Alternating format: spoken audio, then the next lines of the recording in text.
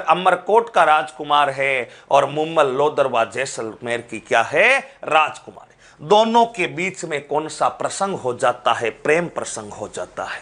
मित्रों वाक्य क्या था, महेंद्र अमरकोट का राजकुमार। फटाफट से 2 मिनट में शॉर्ट एंड स्वीट में कथा सुना रहा हूं। महेंद्र अपने बहनोई, गुजरात का बहनोई हमीर जडेजा, इसके बहनोई का नाम था हमीर जडेजा।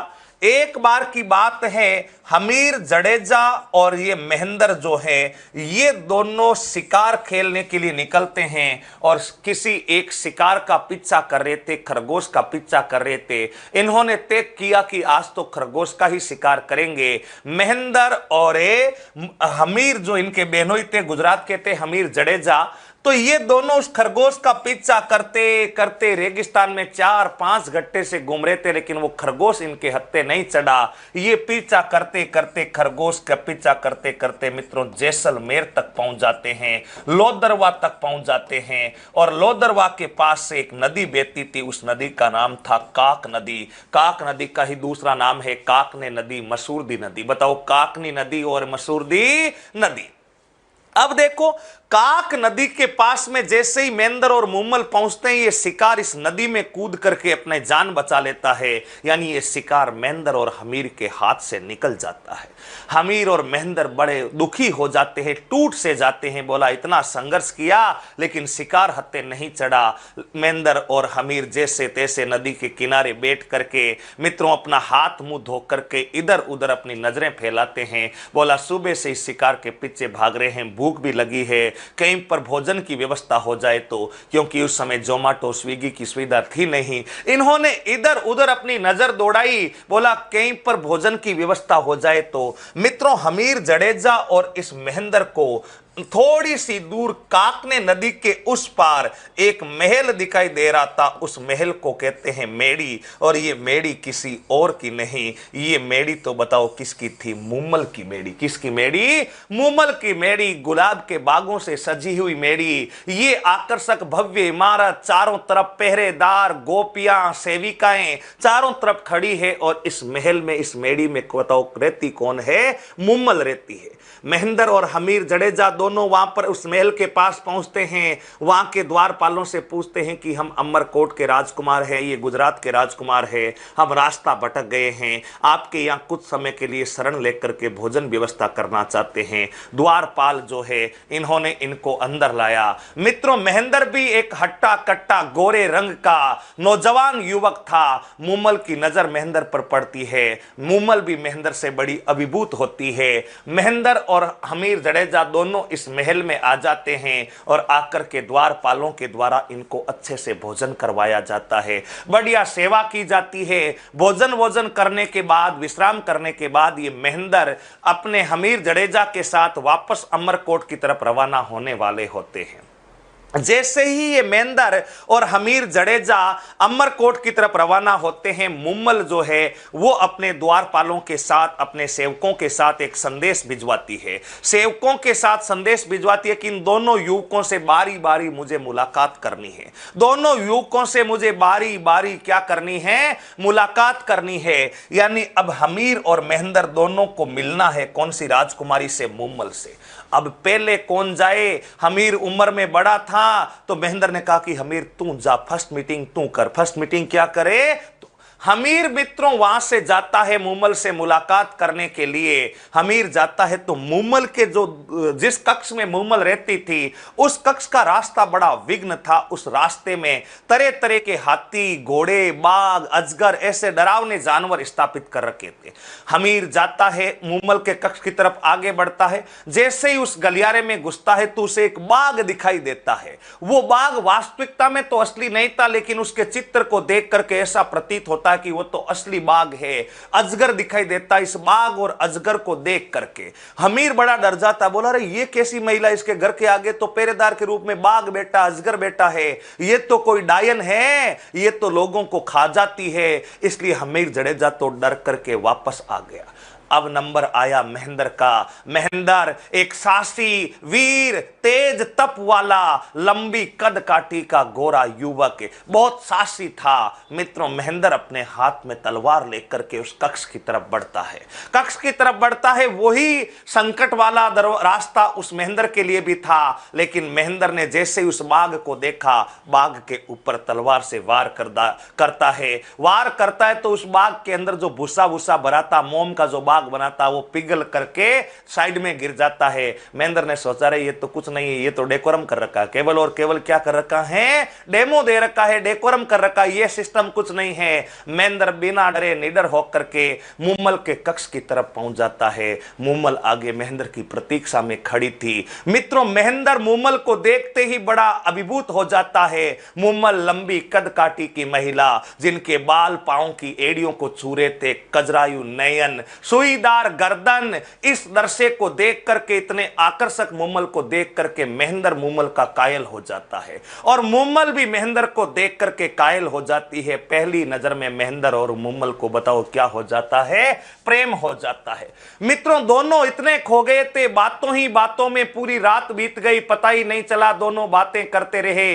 अगले दिन सुबह महेंद्र ने मुम्मल से अमरकोट जाने की इजाजत मांगी तो मुम्मल ने मना कर दिया। बोला कि I will you marry me, will you marry me, क्या आप मुझसे विवाह करोगे? मित्रों, मुम्मल ने इस प्रस्ताव को महेंद्र को दिया, लेकिन महेंद्र पहले से 5 पत्नियों का पति था। बताओ कितने पत्नियों का पति था? 5। महेंद्र ने कहा सॉरी। महेंद्र ने क्या कहा? सॉरी। यानी महेंद्र और मुम्मल बिछड़ना नहीं चाह रहे हैं। महेंद्र और मुम्मल बिछड़ना नहीं चाह रहे हैं, लेकिन महेंद्र जैसे तैसे मुम्मल से अमरकोट जाना चाह रहा है। मुम्मल ने अंत में महेंद्र को कहा कि महेंद्र, आपको वादा करना पड़ेगा कि आप नित्य, रोजाना, डेली, पर डे आप मुझसे मुलाकात करने के लिए आओगे, रोजाना मुझसे मुलाकात करने के लिए आओगे। अगर ऐसा वादा करते हो तो आप जो है अमरकोट जा सकते हो। महेंद्र ने कहा आई प्रॉमिस यू मुम्मल, मैं तुमसे वादा करता हूं कि मैं रोजाना तुमसे मुलाकात करने आऊंगा।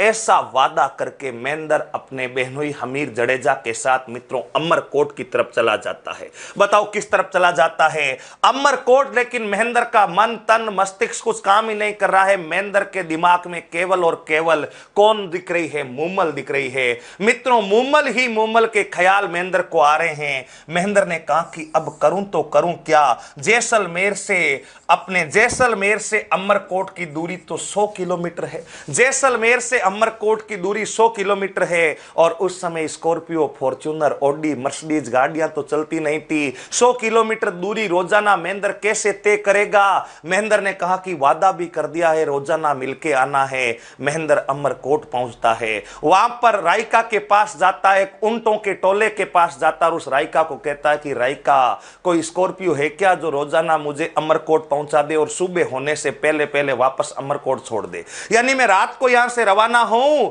मुझे अमरकोट पहुंचा दे, और फिर जो है वापस मुझे सुबह तक, रात को रवाना हूं तो अमरकोट से लोदरवा पहुंचा दे और सुबह मुझे वापस अमरकोट पहुंचा दे। ऐसा एक ऊंट मिला, उस ऊंट का नाम था चित्तल। यानी चित्तल ऊंट बड़ी रफ्तार से भागता था। चित्तल पर सवार होकर के महेंद्र रोजाना रात को मुम्मल से मुलाकात करने आता और सुबह अर्ली इन द मॉर्निंग वापस पीला बादला अमरकोट पहुंच जाता। लगभग 8 माह 237 दिन तक ये कथा चलती है। रोजाना, ना सैटरडे ना संडे, रोजाना डेली महेंद्र अप डाउन करता। मित्रों, 8 माह तक महेंद्र अमरकोट से रोजाना मुम्मल से मिलने के लिए लोदरवा आता। लेकिन एक दिन की बात है, चित्तल ऊंट बीमार होकर के मित्रों स्वर्गवासी हो जाता है। चित्तल ऊंट मिलकर के चित्तल ऊंट जो है स्वर्गवासी हो जाता है। उसके बाद महेंद्र चिंतित हो जाता, बोला चित्तल था तब तक तो ठीक था, लेकिन अब क्या करेंगे? मित्रों, उसके बाद महेंद्र के लिए एक ऊंटनी की व्यवस्था की जाती है। उस ऊंटनी का नाम था आंगी। बताओ उस ऊंटनी का नाम क्या था? आंगी। महेंद्र इस आंगी ऊंटनी पर बैठ करके लोदरवा के लिए रवाना हुआ। तो इस आंगी ऊंटनी की एक खास बात थी।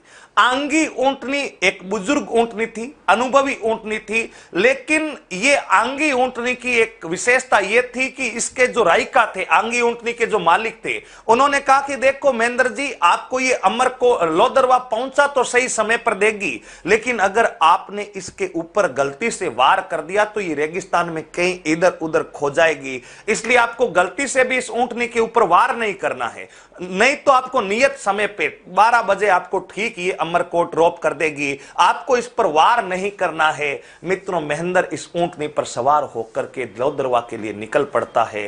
रात के 11 साढ़े 11 बज रहे हैं, लेकिन आंगी तो अपनी धीमी धीमी चाल में मदमस्त है। रात का तारे टिमटिमा रहे हैं और उसी तारों की धुन पर ये आंगी धीरे धीरे चल रही है। महेंद्र ने मित्रों अपनी घड़ी देखा, रे बोला 12 बजे का टाइम हो गया, आज तो लेट हो जाएंगे। इसलिए महेंद्र ने गलती से उस आंगी ऊंट पर एक लट का वार कर दिया, एक बेंत मार दी, और जैसे ही बेंत मारती है ये आंगी आउट ऑफ कंट्रोल हो जाती है, क्योंकि शर्त थी कि इस पर वार नहीं करना है। मित्रों, ये आंगी पर वार करते ही आंगी रेत के दौरों में इधर उधर महेंद्र को घुमाने लग जाती है। 2 बज जाती है, 3 बज जाती है, 4 बज जाती है, लेकिन आंगी not reachable eight Lodurva point, यानी अभी तक आंगी लोदरवा नहीं पहुंची है। महेंद्र को रेत के दौरों में घुमा रही है। लगभग 4-5 बजे, यानी अर्ली इन द मॉर्निंग 5 बजे ये आंगी जो ऊंटनी थी ये लोदरवा जैसलमेर पहुंचती है। अब आप मुझे जरा ये बताइए कि 5 बजे तक मुम्मल क्या महेंद्र का वेट करेगी? मुम्मल महेंद्र का वेट कर रही थी 12 बजे तक, 1 बजे तक। मुम्मल ने सोचा आज क्या हुआ है, महेंद्र जी आए नहीं है। मित्रों, मुम्मल 2, ढाई, 3 बजे तक अपनी सहेलियों के साथ खेल खेलती रही, महेंद्र का वेट करती रही। लेकिन 3, साढ़े 3 बजे मुम्मल ने कहा कि हो सकता है कोई तकनीकी समस्या हुई है, महेंद्र नहीं पहुंच पाया है, इसलिए वो अपनी सहेलियों के साथ खेलते खेलते मित्रों सो जाती है। लेकिन उसी समय पता नहीं कुदरत को क्या मंजूर था, ये प्यार रेत के धोरों में दब करके रह गया था। मित्रों, 3, साढ़े 3 बजे जब मुम्मल सोई थी, तब मुम्मल की एक बहन थी, बहन का नाम था सुम्मल, यानी सुम्मल और मुम्मल एक साथ सो जाती है, दोनों बहनें एक साथ सो जाती है। मुम्मल, सुम्मल और इनकी सहेलियां रात के समय खेल खेल रही थी, और उस समय इस सुम्मल ने उस खेल खेल में पुरुषों के कपड़े धारण कर लिए थे, क्योंकि अलग अलग खेल खेल रही थी, तो सुम्मल ने पुरुषों के कपड़े धारण कर लिए थे, और पुरुषों के कपड़ों में ही सुम्मल सो गई थी, और सुम्मल के साथ ही मुम्मल सो गई थी। मित्रों, सुम्मल और मुम्मल सो रही थी। सुबह 5, साढ़े 5 बजे महेंद्र पहुंचा। महेंद्र पहुंच करके जैसे ही मुम्मल के महल मेड़ी की तरफ जाता है, पहली सीढ़ी पर चढ़ता है। पहली सीढ़ी पर चढ़ते ही मुम्मल पर उसकी नजर पड़ती है, तो महेंद्र हक्का बक्का रह जाता है। महेंद्र हक्का बक्का रह जाता है। मुम्मल और सुम्मल सो रही थी, सुम्मल के पुरुषों जैसे कपड़े पहन रखे थे। महेंद्र इस दृश्य को देख करके मित्रों बड़ा नाराज होता है। उसके हाथ में एक चाबुक था, वो चाबुक उसके हाथ से गिर जाता है। महेंद्र टूट सा गया था। महेंद्र वहां से मुम्मल से बिना मुलाकात किए वहां से वापस निकल गया, लेकिन महेंद्र के हाथ से वो जो चाबुक था, वो चाबुक वहां पर गिर जाता है। अब सुबह मुम्मल उठती है, मुम्मल उठ करके बाहर निकलती है, तो वो महेंद्र का चाबुक उसे वहां पर दिखाई देता है। मुम्मल ने कहा, रे महेंद्र रात को आया तो था, लेकिन बिना मिले वापस कैसे चला गया? मित्रों, महेंद्र बड़े दुखी मन से अमरकोट जा चुका था। मुम्मल महेंद्र के उस चाबुक को देख करके कुछ समझ नहीं पाई। 5 दिन, 10 दिन, 15 दिन, 20 दिन, 25 दिन, 28 दिन, 37 दिन, 43 दिन तक महेंद्र का वेट किया। मुम्मल ने बोला अब महेंद्र आएगा, अब महेंद्र आएगा, लेकिन अब मुम्मल की आंखें फीकी पड़ रही थी। महेंद्र पहुंच नहीं रहा था, क्योंकि महेंद्र उस दृश्य को देख करके मुम्मल से नाराज हो चुका था। मित्रों, मुम्मल ने कई बार महेंद्र को खत लिखे, लेकिन महेंद्र की पत्नियों ने वो खत महेंद्र तक पहुंचने ही नहीं दिए थे। इसलिए मुम्मल ना तो महेंद्र जो है ना तो मुम्मल के खतों का जवाब दे रहा है, ना मुम्मल से मुलाकात करने के लिए आ रहा है। मुम्मल ने सोचा मुझे ही जाना पड़ेगा महेंद्र से मिलने के लिए। मित्रों, मुम्मल रथ लेकर के अपने सहयोगियों के साथ अमरकोट के लिए रवाना होती है। मुम्मल खुद लोदरवा से अमरकोट जाती है और अमरकोट जाकर के वहां पर संदेश देती है कि महेंद्र से मिलने के लिए लोदरवा की राजकुमारी मुम्मल खुद आई है।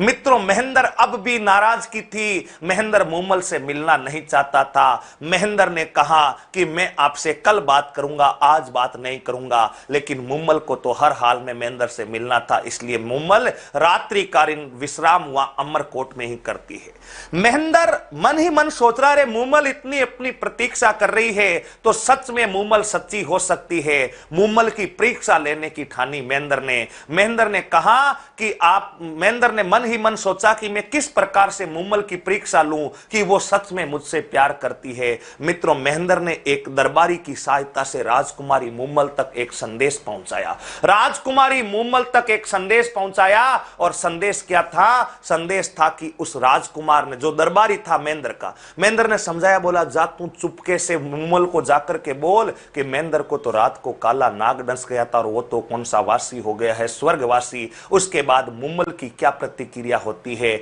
मित्रों, महेंद्र के सिकाए अनुसार उसका दरबारी सुबह मुम्मल के पास जाता और मुम्मल जो महेंद्र का इंतजार कर रही थी अमरकोट में, वहां जाकर के कहता है कि मैम एक बड़ी दुख भरी खबर है। बोला क्या है? बोला महेंद्र को रात के समय काला नाग डस गया और महेंद्र तो स्वर्गवासी हो गया। मित्रों, जैसे इस खबर को मुम्मल सुनती है, मुम्मल घायल हो जाती है, जमीन पर बेहोश होकर के गिर जाती है और गिरने के पश्चात ये मुम्मल बताओ कौन सी वासी हो जाती है? स्वर्गवासी। और इस दृश्य से महेंद्र भी नाराज होकर के स्वर्गवासी हो जाता है। यानी दोनों की प्रेम कथा अंतिम समय में समाप्त हुई। अमरकोट में महेंद्र की झूठी मृत्यु की खबर सुनकर के मुम्मल बेहोश होकर गिर गई और उसके बाद महेंद्र की भी मृत्यु हो गई थी। ये जो महेंद्र और मुम्मल की प्रेम कथा थी, ये आज भी जैसलमेर में लोदरवा के पास बार बने उस मुम्मल मेड़ी की जो दीवारें हैं वो बयां करती है। ऐसी महेंद्र और मुम्मल की जो दोनों प्रेम कथा थी, जो थार की रेगिस्तान में काक नदी के किनारे फली फूली थी, उस प्रेम कथा को बताओ कौन से गीत में गाया जाता है? मुम्मल गीत में गाया जाता है। तो